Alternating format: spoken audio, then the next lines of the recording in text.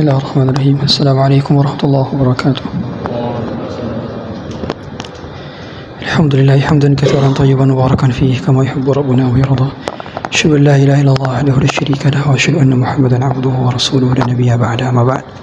Ma'asyiral muslimin jamaah salat isya dirahmati Allah Subhanahu wa taala. Syekh Sa'ad Ar-Atiq pernah menceritakan satu kisah yang sampai saat ini sering membuat kita merinding dengan kisah ini. Suatu ketika ada seorang dokter wanita dari Arab Saudi. Dia praktek di salah satu rumah sakit. Kemudian ketika dia praktek, ada seorang laki-laki bernama Muhammad, berusia 30 tahun. Dia membawa wanita yang sudah tua renta. Dia sambil memeluk, sambil membawanya, karena wanita ini ingin kabur darinya, menggigitnya, meludahinya, mencakarnya. Wanita ini juga yang dibawa oleh Muhammad ini kadang-kadang tertawa sendiri, tiba-tiba berkeliling, berputar-putar di meja dokter nih. Kemudian dokter ini bertanya kepada si anak ini siapa? Kata anak ini ibu saya. Ibu saya terlahir dalam keadaan gila, kata dia, dalam keadaan tidak memiliki akal sehat. Kemudian dokter ini bertanya, bagaimana kamu dapat lahir darinya?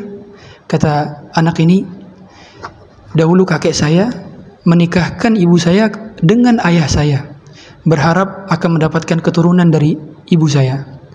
Kemudian setelah berjalan 1 tahun, ayah saya menceraikan ibu saya, sehingga lahirlah saya dalam keadaan bapak saya sudah menceraikan ibu saya. Dan saya sudah mulai merawat ibu saya di usia 10 tahun.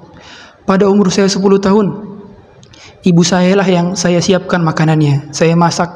Kemudian setiap kali sebelum tidur, saya ikat kaki saya dengan kaki dia, agar dia tidak kabur ketika tidur. Bagaimana kamu dapat mengurusinya? Apakah ibu kamu mengenal dirimu siapa? Apakah ibu kamu mengenal bahwa kamu adalah anaknya? Kata anak ini, demi Allah, ibu saya tidak kenal saya siapa. Tapi Allah tahu bahwa saya adalah anaknya. Ibu saya tak kenal saya anaknya, tapi Allah tahu kalau dia adalah ibu saya. Berlinang air mata si dokter ini. Kemudian si ibu ini tertawa-tertawa meludahi anak ini. Anak ini dengan sabar, dengan ikhlas mengelap wajahnya daripada wajahnya yang diludahi oleh ibunya sendiri. Kemudian ibu ini melihat di ruangan dokter itu ada TV yang mana lagi setel acara TV Makkah. Ada Ka'bah semuanya. Kemudian dia bilang, "Hei Muhammad," kan namanya Muhammad, "kamu bohong. Katanya kamu mau ngajak saya umroh ke Mekah." Kemudian kata anak ini, "Ibu lupa ya, kita kan kesananya hari Kamis nanti," kata dia. Kemudian dokter ini bertanya kepada dia, "Ini ibu kamu kan sudah tidak waras. Kok kamu tetap mengajaknya ibadah umroh?" Ya. Kata anak ini, "Demi Allah, setiap kali ibu saya minta satu permohonan, tidak ada satupun permohonan pasti selalu saya kabulkan. Saya tidak ingin ada satu permohonannya yang tidak terkabulkan padahal saya mampu melakukannya. Dan setiap kali dia minta umroh, saya akan temani dia umroh." Kemudian ditanya, "Ibu kamu ini sakit apa? Mau periksa apa?" Kata dia, "Periksa gula darah tingginya naik." Kemudian setelah itu dikasih obat, kemudian selesai periksa, dikunci pintu dari dokter, udah keluar dia. Dokternya nangis terseduh-seduh. Dia bilang dalam hati, saya ini sudah banyak dengar ceramah tentang birrul walidain. Saya sudah banyak dengar ceramah tentang berbakti kepada orang, tapi baru kali ini ada seorang anak berbakti kepada ibunya dan ibunya tidak mengenal siapa dirinya. Padahal bisa saja anak ini menitip ibunya ke panti asuhan atau ke panti jompo atau ke tempat rumah sakit jiwa. Tapi dia tidak ingin menaruh ibunya di tempat yang seperti itu, karena dia tahu yang sedang dia bawanya adalah pintu surga. Dia tahu bahwa Allah yang meridhoinya, bahwa ketika kita berbakti kepada orang tua, bukan hanya sekedar kita sedang meridhoi orang tua kita, membuat dia ridho, bukan, tapi semata-mata agar Allah ridho kepada kita, karena janjinya adalah surga.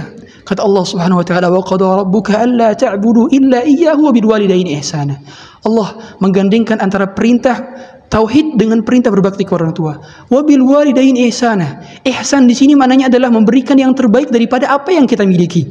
Kata para ulama, ihsan itu contoh simpelnya adalah ketika kita membelikan rumah ibu kita ukuran 54 dan kita punya rumah ukuran 54, itu tandanya belum ihsan. Ihsan itu ketika kita beliin rumah untuk ibu kita ukuran 54, sedangkan kita baru punya rumah ukuran 36. Itu baru ihsan.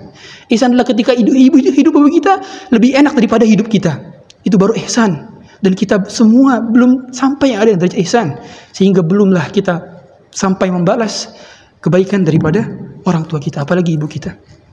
Semoga kita Allah menjadikan kita anak yang berbakti kepada kedua orang tua kita, sehingga pintu surga dapat kita raih dan dapat kita maksimalkan. Subhanakallahumma bihamdik, asyhadu an la ilaha illa anta, astaghfiruka wa atubu ilaik.